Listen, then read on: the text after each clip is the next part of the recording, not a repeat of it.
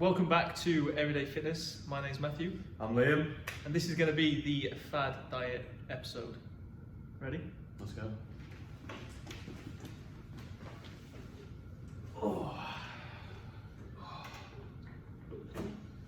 So, before we start, I think it's wise to state that this is a video for educational purposes on FAD diets. We are not saying that you cannot lose weight on these diets. We're not saying that these diets are perhaps the devil's offspring, but we feel that quite often FAD diets are maybe perhaps misleading, and as to why they sometimes work or people can get some level of results on them is misguided. So we're here just to shed light on them, some of them, and to hopefully better explain how they perhaps work and perhaps the cons to some of them. Yeah, essentially they're not great, right? But at the same time, people think that they're the worst things in the world. But as coaches, we're not going to sit and promote these things. But we just sort of like want to give you sort of a better insight. So we've done the research, like seeing what some of these are, because even we weren't sure what some of them were. Like we knew the names, but like the fundamentals and sort of what they sort of entail, we weren't so sure on. So yeah, we'll go through them. How many have we got? Is it 5? I've got 1, 2, 3, 4, 5. There we go. So, number one on the list, quite a popular one, Slimming World. So, Slimming World has sort of 3 main rules, as it were. You have free foods, you have healthy extras, and you have sins. Now we're going to talk through what they entail and then our thoughts on them.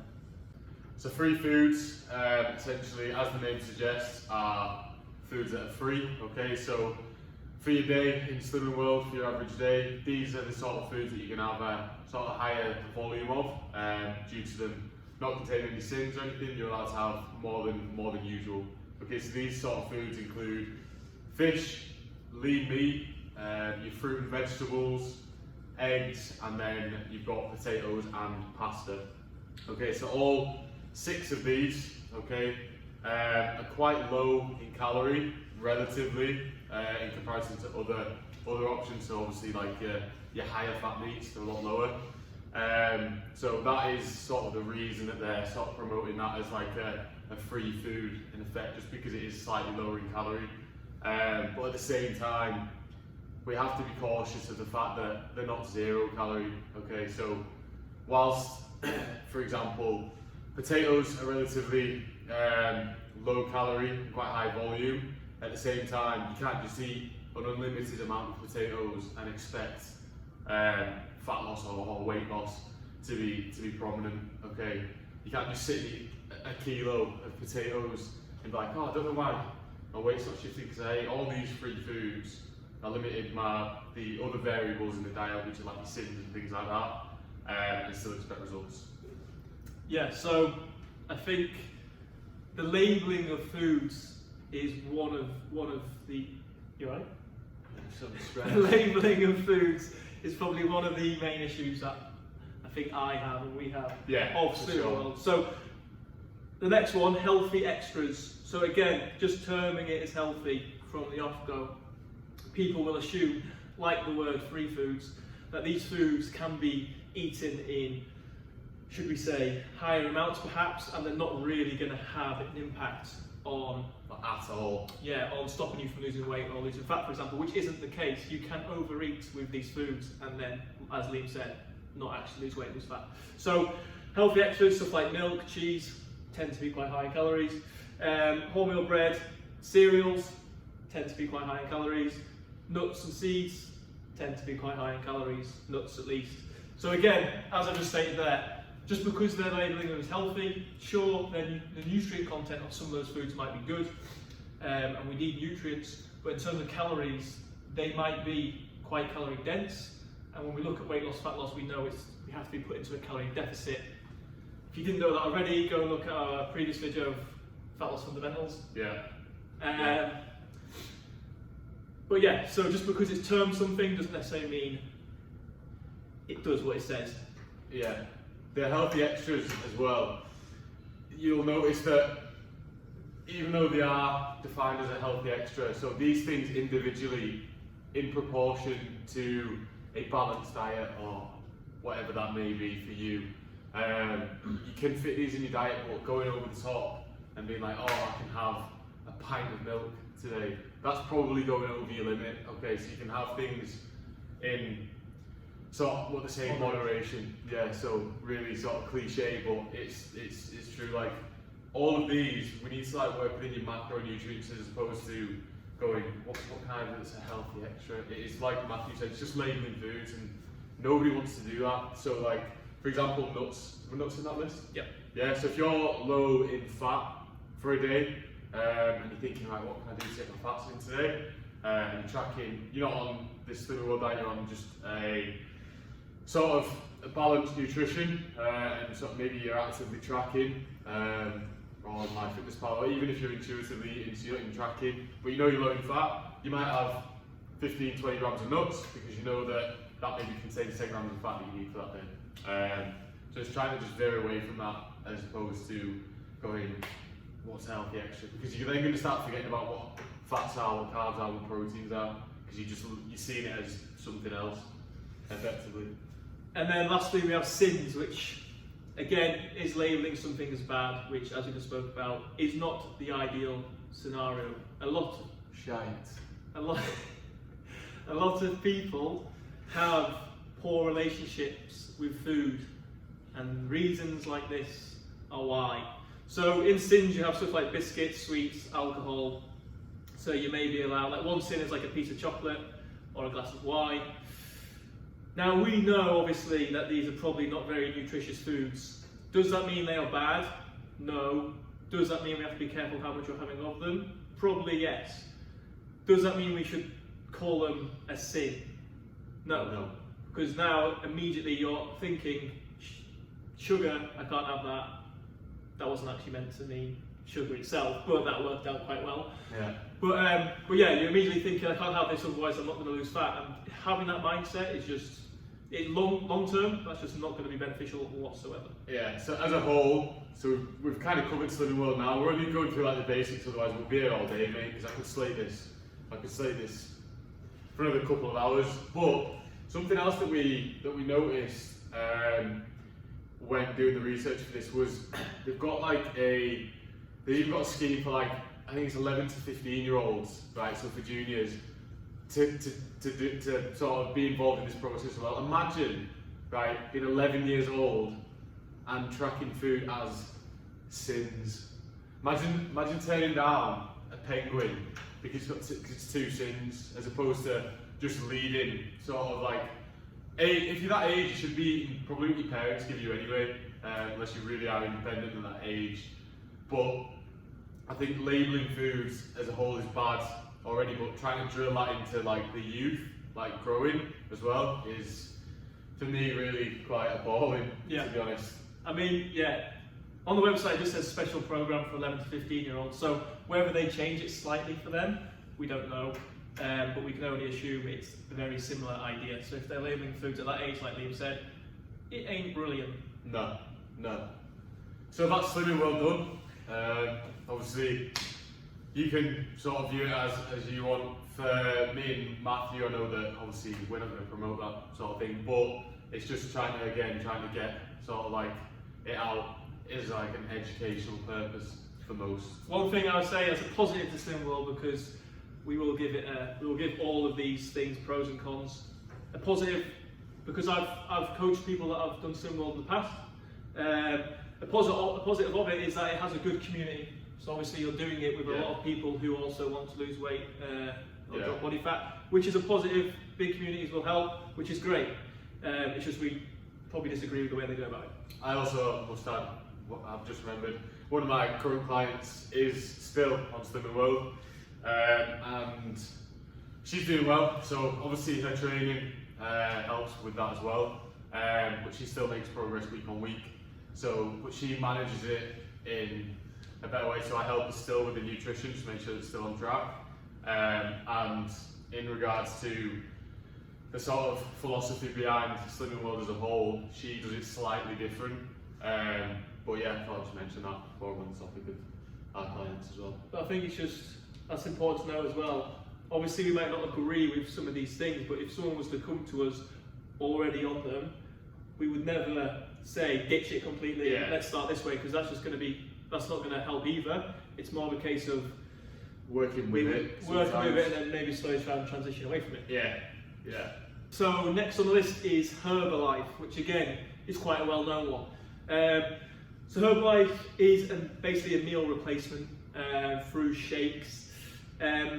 So you basically replace 2 meals for 1 shake, and then it says to eat 1 nutritionally balanced meal. So in a sense, it's promoting 2 meals in total, but one of them is a shake. The shakes are said to contain a lot of different nutrients, vitamins and minerals, which is great, and 18 grams of protein. And then, quite controversial to a degree, also states that it helps promote muscle growth. So that's a sort of very brief outline of what it is. We're going to now talk through maybe the pros and cons of that. Yeah. So shakes as a whole and meal replacements is just, it's not great, is it? You can't live your life like that. It kind of undermines sustainability as a whole. You're never going to be able to live on shakes, are you? So you obviously got them like ones like Slim Fast and stuff as well. There's loads of different companies. This just happens to be the one that we've picked. But in terms of it mentions on the website a lot about muscle growth as well. But most people, I imagine, with an educated guess, would step into this sort of diet for weight loss. I don't think many people are going, do you know what, I'm going to hop on this Herbalife diet and get massive, because that's probably not going to happen, unfortunately. But in terms of pros for this, it's really quite hard to think of any. Probably ease. Yeah, probably convenience. And like I said, ease, practicality as well, probably. They all kind of tie into one. You probably don't have to worry a lot about cooking and meal prep, and that's because all you've got to do is literally make a shake. But at the same time, the list of cons is probably a couple pages long. The number one being probably sustainability, adherence. You're never going to be able to stick to this. If you're training at the same time, which you should be, if your goal is sort of weight loss, chances are your energy in the gym and your performance as a result of that energy is going to be shocking.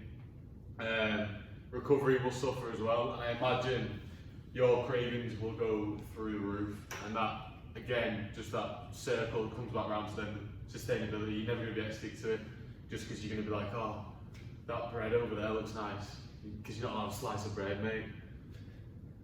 What do you think? Yeah, I mean, I pretty much just agree with all that, really. Obviously, you have 1 nutritionally balanced meal in there, so you could include whatever you wanted in that meal. But yeah, I think a lot of it just will, with this, and a lot of these diets, in complete honesty, will come down to sustainability. Like Liam said, you're not going to be able to live on shakes for the rest of your life, most likely, which means once you resort back to your normal eating habits after you've used this diet, then you're probably going to go back to previous situation, which isn't where you want it to be. So yeah, I mean, I haven't got really much more to add to that. The only thing I will say is that, again, the promotion of muscle growth, most people are here for fat loss, so that's probably a load of BS.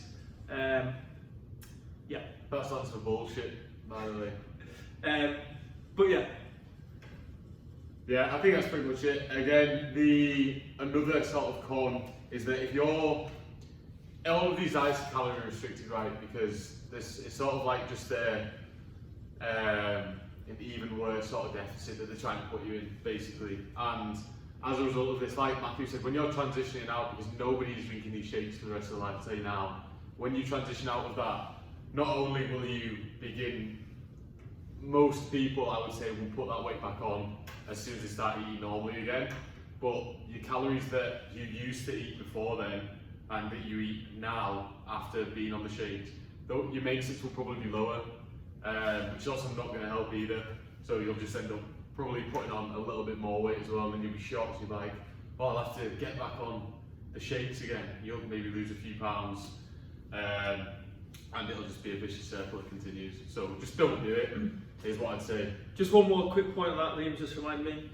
Obviously, like Liam said, all these diets work because they put you in a calorie deficit. Whether you knew that before or didn't, that's why they work. They put you in a calorie deficit. So quite often, a lot of time, people can use these diets and they cannot work for them for multiple reasons. But quite often it's because people don't understand that, and then they're still, even though they're abiding by the rules, will still find themselves not in a calorie deficit. So a con, for example, with this might be you're having a shake through the day. You get to the end of the day where you're allowed your one balanced meal and you are fucking starving. Yeah. So you have a massive meal that now takes you out of that calorie deficit, and you no longer are losing fat. Yeah, it's the same with like, I think we've touched on it anyway, but it's the same with like fasting. So you can do like one meal a day, whatever, and you can reduce the hour gap, blah, blah, blah. If you get to that one point, right, and you're absolutely famished, right, you're absolutely starving, you might get to that point and shag yourself because you've eaten so many calories within this one meal, or this one meal time, maybe the hour that you eat, that you are, like Matthew said, no longer in a calorie deficit, because you maybe preemptively thought that, oh, there's no way I can eat like 2,000 calories in this one sitting, like it'll never happen, I'll just end up eating like 1,500, I'll be in a calorie deficit and it'll all be fine. But you might get to a time when you're that hungry that you do overeat for that one period of day, and even though you might think, because you've only eaten once in the day, that you're like, well, yeah, I'm pretty sweet there, you know, I'm feeling good, nice and full now, and that's maybe because you've eaten too many calories. So that is another problem with it, yeah.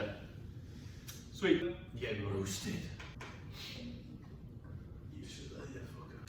Right, so up next we've got, again, another one. This one is the 28-day detox by Booty. So this is a totally natural cleansing tea, which is great. Yeah, that sounds great, doesn't it? And get this right, they'll never encourage fad diets. Okay. Could never do that. So yeah, that's appalling. Like, I'm glad they're not encouraging fad diets, because that's not what we're here for today discussing. Booty is certainly not one of them fad diets, is it?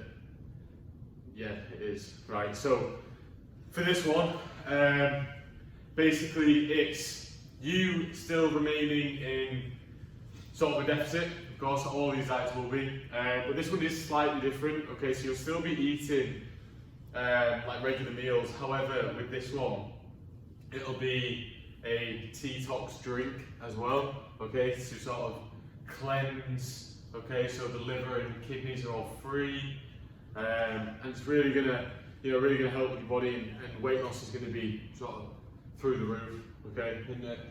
Yeah. So it's funny that it says it's what is it, natural? Yeah, totally natural. Totally natural. Yeah.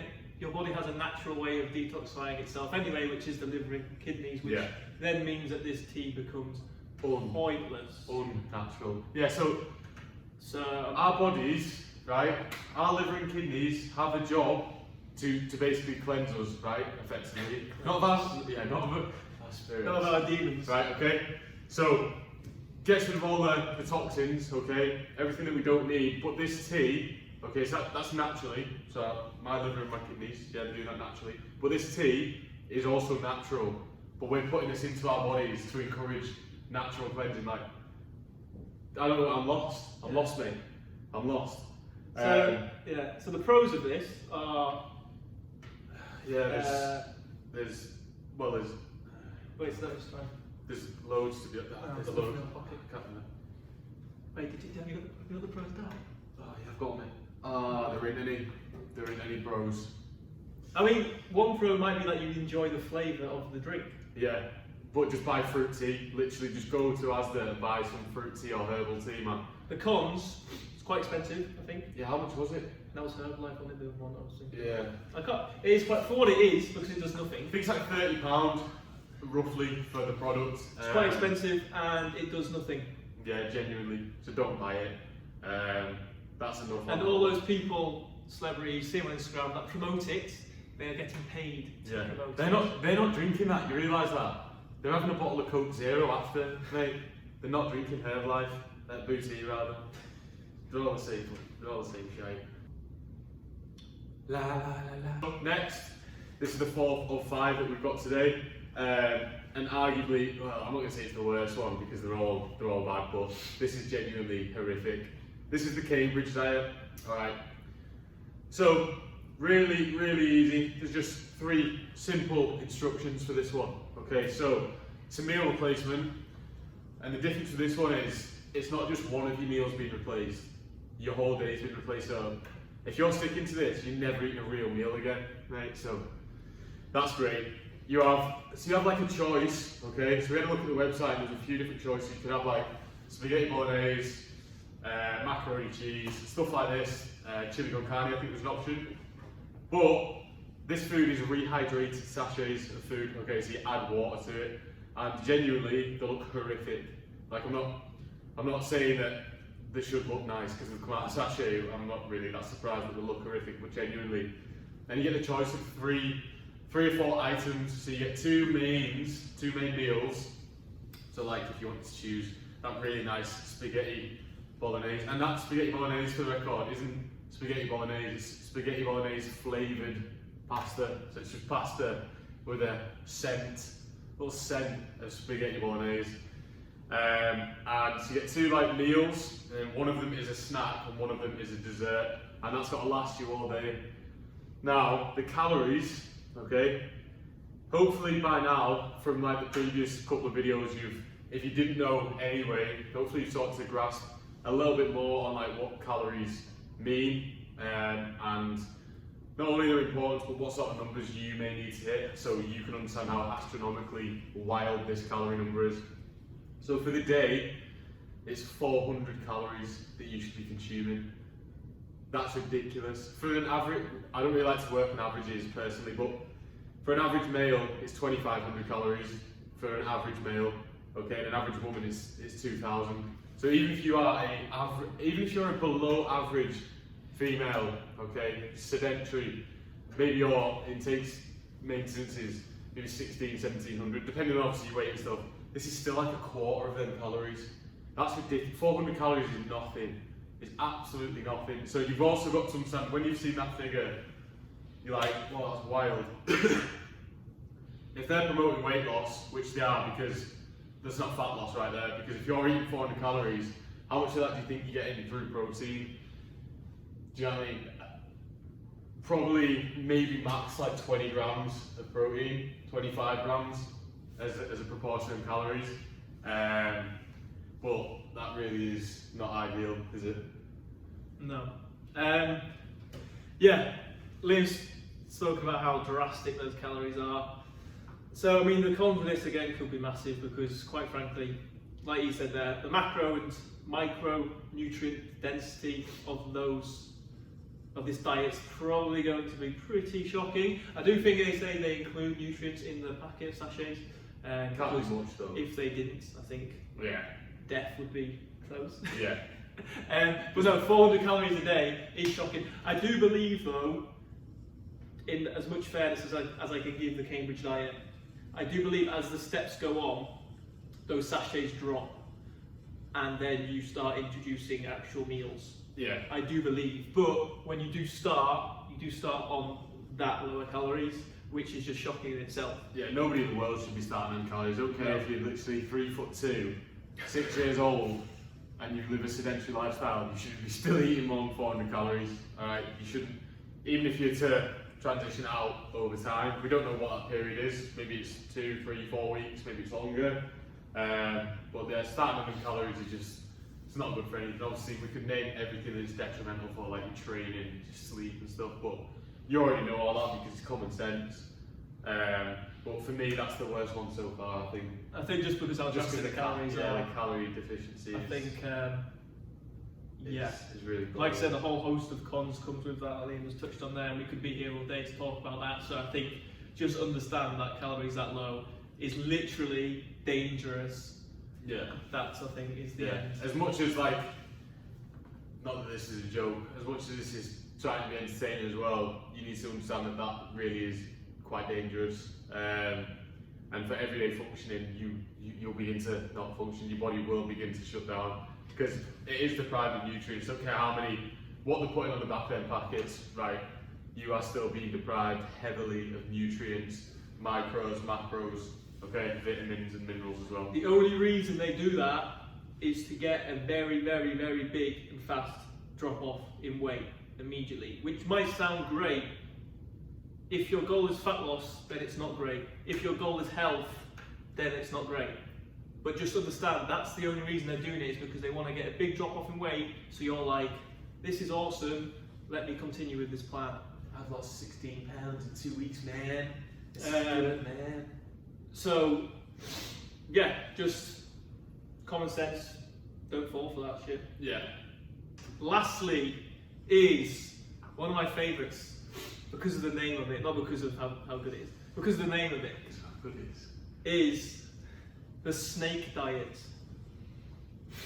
Now, sorry, I actually came across this on another video that I saw quite a while back, and it always stuck with me because the name's ridiculous, and I wonder why they chose such a silly name.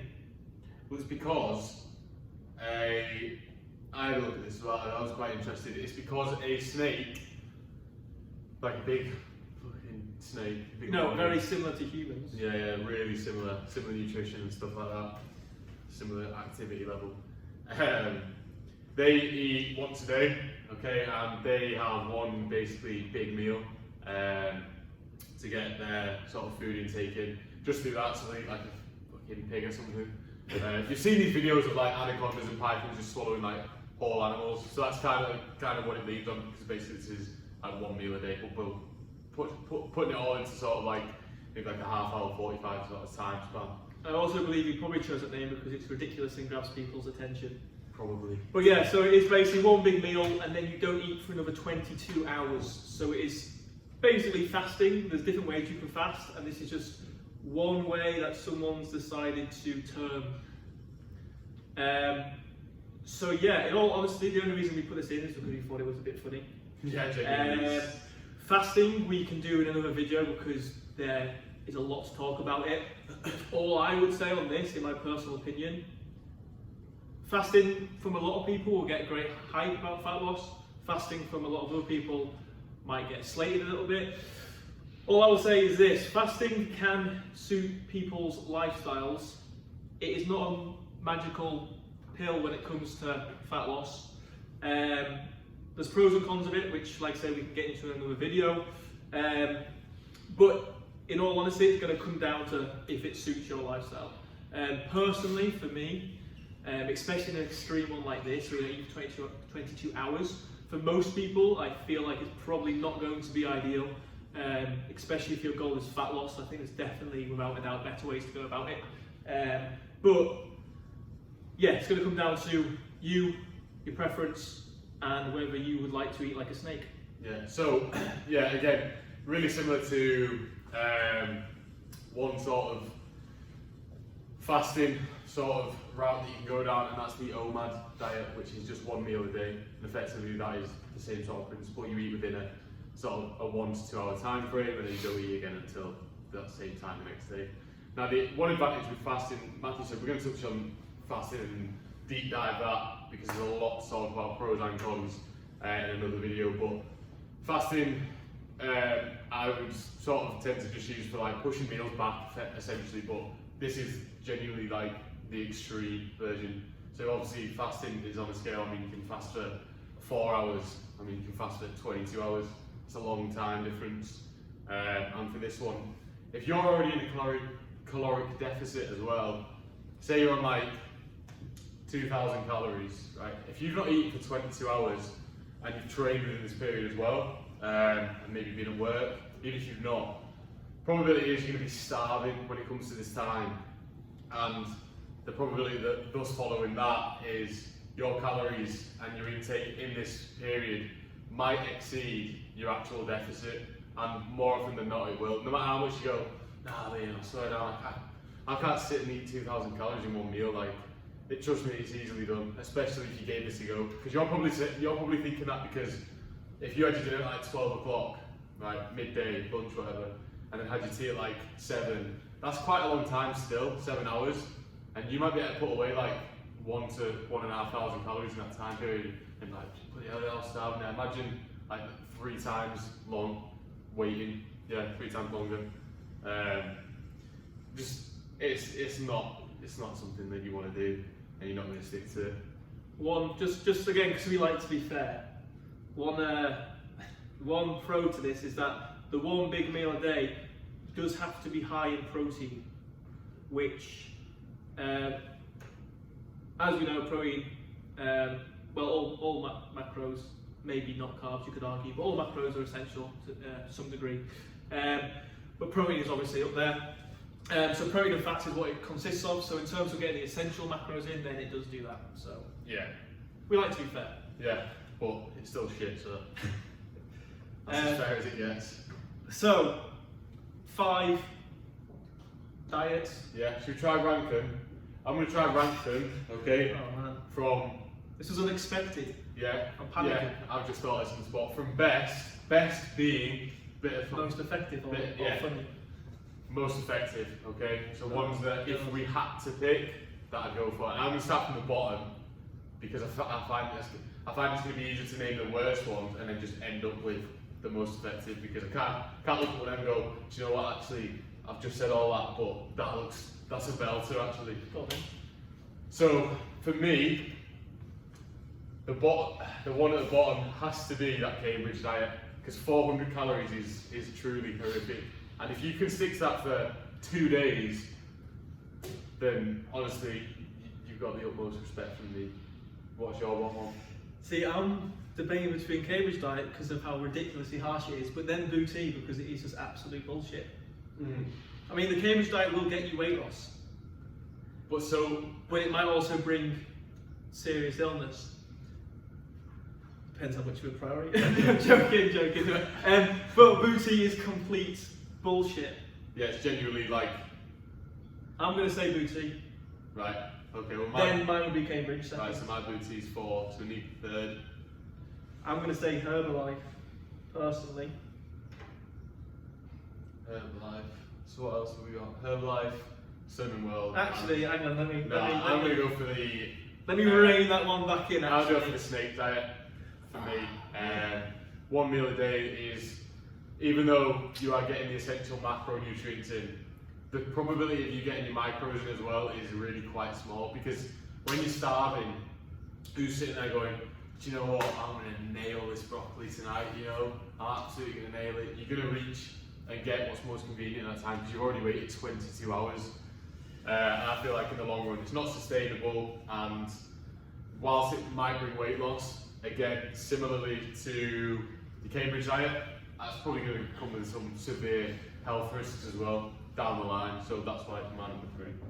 I'm going to go for Herbalife number 3 because I feel like, even though fasting might not be ideal for some people can sustain it. I feel like replacing shakes for meals is very unsustainable. I'm going to pick Herbalife. Yeah. So the reason that my number 2 is going to be Herbalife, and why it's just finishing above. For me, obviously this is subject to opinion, we're not just copying each other, as you can tell.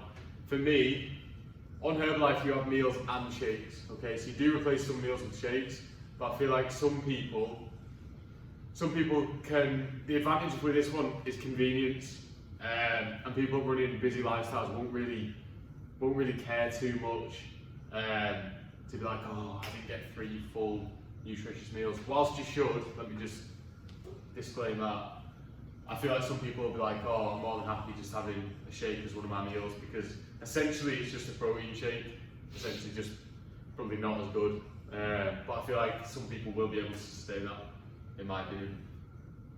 This is going to sound ridiculous, but I'm actually genuinely baffled and concerned between snake diet and Cinnamon World. I'll tell you why. Snake diet is outrageous. Let's just say that.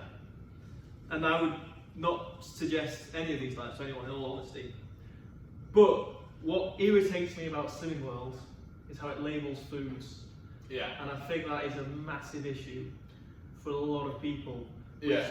So the Cinnamon World is one of the main reasons that, and Weight Watchers, is the main reasons people have bad relationships with food, for the record. Well, yeah, the idea of labelling food. Yeah. So I'm going to go with slave diet number second just because I just think just the name of it, I can't put it first. I would just sound like a bit of an idiot. But Swimming World is a close first, and when I put it first, that is by no means me saying that I think it's good. Yeah. I mean, in terms of the foods that you're allowed, because you're essentially allowed any food, It's probably better. it's probably better, but because they label food, it's a very reluctant one. Yeah. The reason I put it number one is for all of its cons, which there are loads, don't get that twisted. For all of its cons, one of my clients is currently, as I said before, on Swimming World, and she can sustain that really quite well, and she has done for months now, and she's still making progress in terms of fat loss, and the training in the gym is fine. So for me, that's why it's number one. But again, this last bit was by no means serious. I mean, well, it is serious because these are my actual choices. But at the same time, I'm not going, yes, well, number one, it's a belter, yeah. We started from the bottom because they're all bad, it's just ranking them worst to not as worst, essentially. Right, so just to summarise, these diets, you might be able to sustain during the diet, so for how long you're on it, maybe on it for like 8, 12 weeks. You might be able to get results from it, but the main issue is then sustaining it afterwards. So a lot of people will lose weight on the diet. When they then go off the diet, because you don't want to be on these diets for the rest of your life, will regain some of that, or maybe all of that, or maybe more of the weight that you lost. And then that's what's called yo-yo dieting, so then they go back onto the diet because they think that diet worked. In a sense, it might have worked, but long term, hasn't. So when Liam was talking about his client who's currently on it and doing well, that's fantastic because she's obviously still with Liam as well, so he'll be able to give her advice. But then when she's transitioning out of it, he's there to help her. A lot of people don't have that. Yeah, so while we're on the topic of that, if you don't seek coaching, right, which not everybody does, not everybody wants to, or even maybe needs to, in their opinion, whatever it is, but I would just sort of ensure that if you are beginning a fitness journey, or fat loss is the goal, or muscle gain is the goal, probably not the latter with that one, but for these diets, don't use these diets, or don't Google how to lose weight. Okay, to lose weight, put yourself in a deficit, find your calories, and go from there and start training. Essentially, you just need to build on what you already know as like a foundation. If you're not too sure on how to lose weight and you're still watching this video, then go back and watch our fat loss fundamentals video, and we sort of go through it in there. Or drop us a message. Yeah, just drop us a message. Our social medias are in the description anyway. Just please ensure that you're not following any of these diets because they are ludicrous. But yeah, I think that's everything. Yeah, thanks again for watching. This has been Everyday Fitness. Have a great day.